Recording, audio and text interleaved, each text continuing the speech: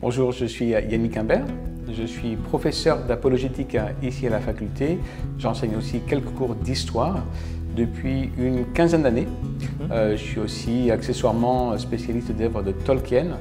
Et en apologétique, je m'intéresse en particulier à ce qui est de l'apologétique culturelle.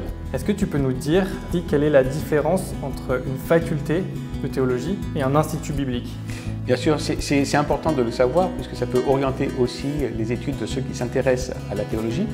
Alors typiquement, une faculté est beaucoup plus liée par le format universitaire, à la fois dans les cours, dans le niveau, avec un petit peu moins d'accent sur la pratique, alors que souvent un institut biblique va donner une plus grande part à la pratique et au stage en vue du service de l'Église que ne le fait une faculté. Et si je m'intéresse aux études de théologie, comment est-ce que je pourrais savoir si le fait d'étudier ici à la faculté Jean Calvin, ce serait le genre d'études qui serait fait pour moi, qui serait adapté à mon profil? Alors ça dépend beaucoup aussi de la vocation qu'on peut avoir pour le service de l'Église. Il y a beaucoup de manières de servir l'Église, de manières très différentes, qui correspondent aussi à certains types de personnes ou de personnalités. Cela dépend aussi donc de la sensibilité qu'on peut avoir à l'étude théologique elle-même. C'est vrai qu'en faculté, il va y avoir quand même un certain nombre de temps d'investissement dans des lectures, des préparations de travaux, écrits ou à l'oral bien sûr.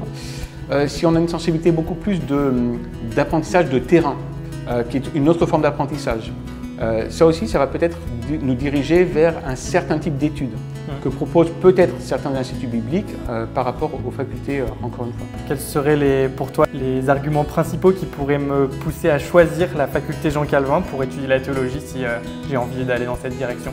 C'est une bonne question. J'essaie d'être objectif en répondant. Bien sûr, c'est compliqué puisque j'enseigne ici. Alors, je pense qu'il y a plusieurs raisons. Notamment, alors je pars de celle qui est la plus distinctive, la plus importante pour moi. Puisque j'enseigne l'apologétique, c'est vrai que la faculté Jean Calvin est depuis sa fondation, depuis donc les années 70, spécialisée dans ce domaine de l'apologétique. Donc pour ceux qui ne connaissent pas ce terme un petit peu barbare, c'est la présentation et la défense de la foi chrétienne. Comment répondre aux questions que les gens ont par rapport à la foi, mais aussi comment l'expliquer dans des termes que tout le monde va essayer de comprendre, va pouvoir comprendre. Et la faculté Jean Calvin donne un programme assez complet, très complet même, en apologétique. Une autre raison, c'est d'essayer d'avoir une vue un petit peu globale de la foi. On présente, c'est vrai, à la faculté une vue assez unie de la foi chrétienne dans sa tradition réformée. Ça ne veut pas dire qu'on est obligé d'avoir une compréhension réformée de ce qu'est la foi chrétienne, la théologie, mais on est confronté à une manière de présenter la foi, la théologie, qui en fait va mettre l'apprenant en face de sa propre compréhension de la foi.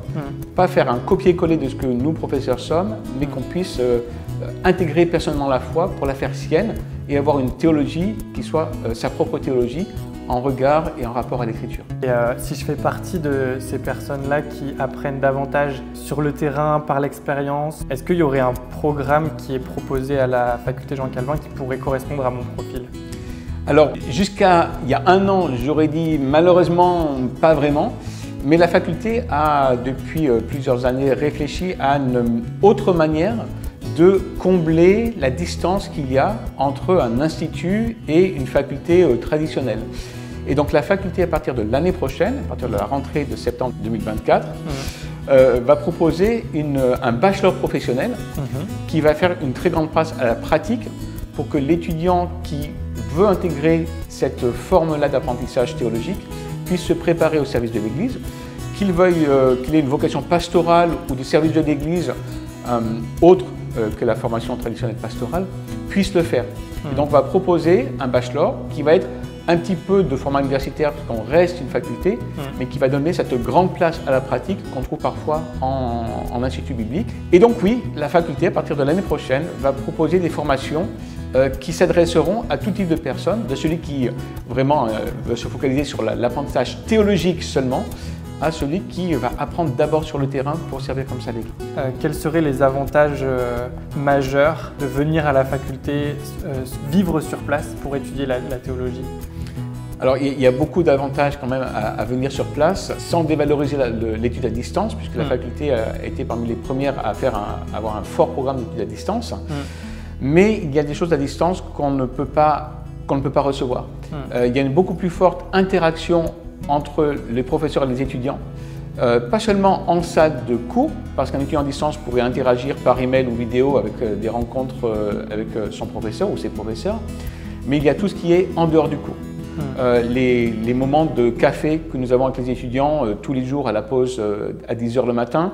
Moi qui habite sur place avec mon collègue Jean-Philippe Bru, nous croisons les étudiants régulièrement et on peut parler pas seulement de théologie, mais aussi de choses de tout et de rien.